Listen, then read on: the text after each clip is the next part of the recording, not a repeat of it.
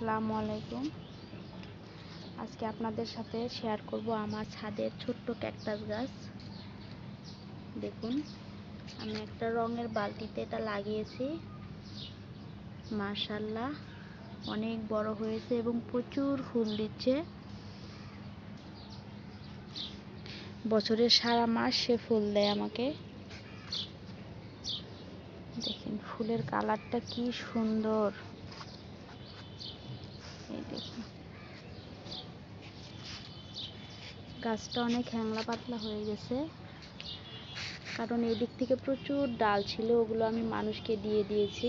মানুষ বলে আপনার গাছটা দেখতে অনেক সুন্দর, ফুলগুলোও সুন্দর, আমাকে একটা ডাল দিন, আমি চারা করব। সেই জন্যে মানুষকে দেওয়া। তবুও মাশাআল্লাহ আমার গাছটা দেখতে এখনো অনেক সুন্দর।